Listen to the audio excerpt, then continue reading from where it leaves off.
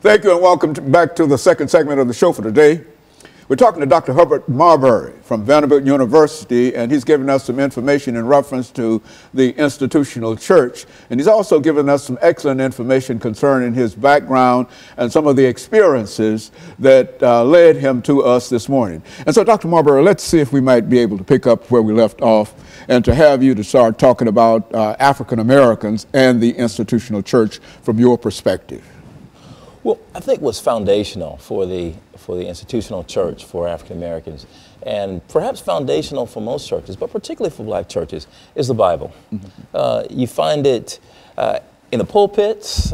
We preach from it. It is our authority for our moral life, and it is for most Christian communities the Word of God.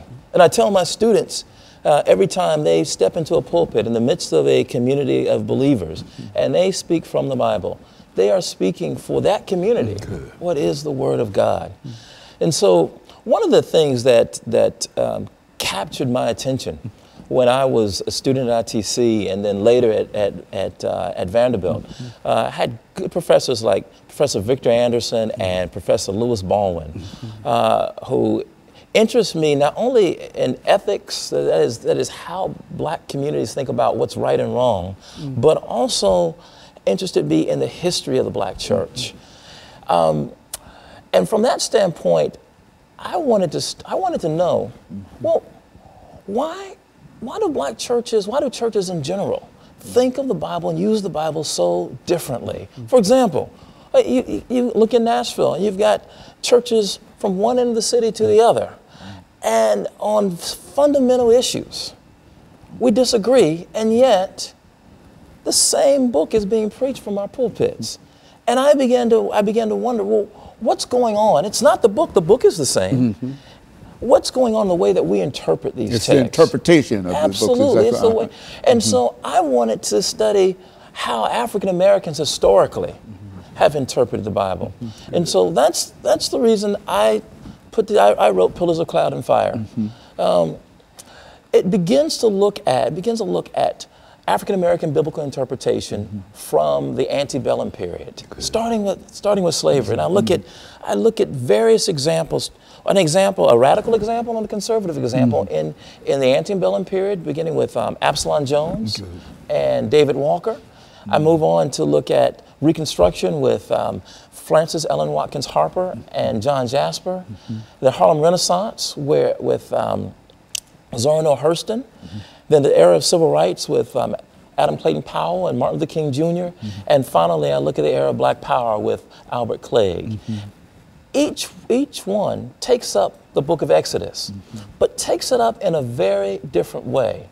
And they take it up based on what I talked about earlier. That is, what are the relevant challenges that my community faces? How can I continue to make the Word of God, the Bible, relevant? And so during the antebellum period, Absalom Jones and David Walker both take up the story of Exodus almost literally. That if God delivered the children of Israel from Egypt, across the Red Sea into the Promised Land, then God will do the same. And the Promised Land was freedom from slavery. Well, freedom from slavery came, and we weren't free. We faced Jim Crow and segregation.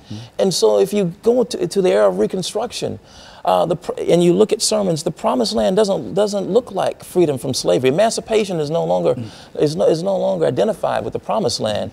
Uplift is, well, how do we educate now? How do we move from just emancipation to education and the kind of cultural attainment that will lift black communities?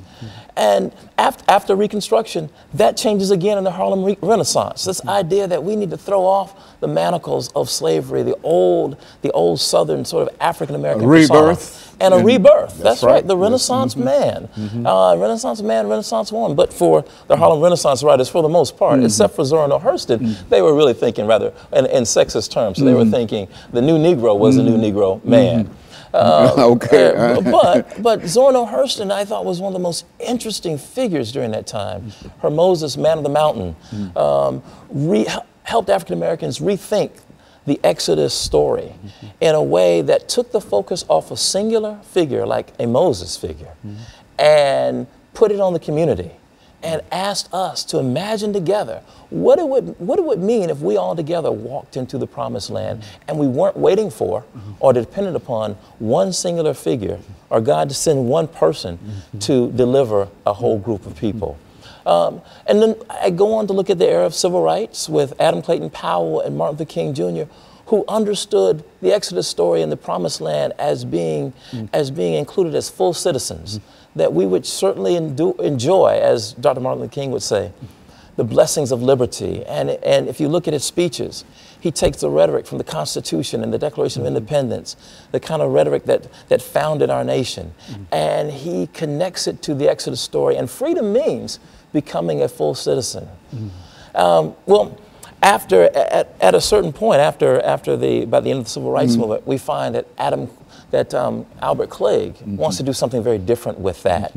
That there's the frustration that has risen because African Americans still aren't enjoying the blessings of liberty.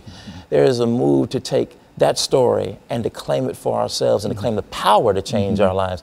Not that power, but not placing it in the founding documents, but placing it in black communities themselves.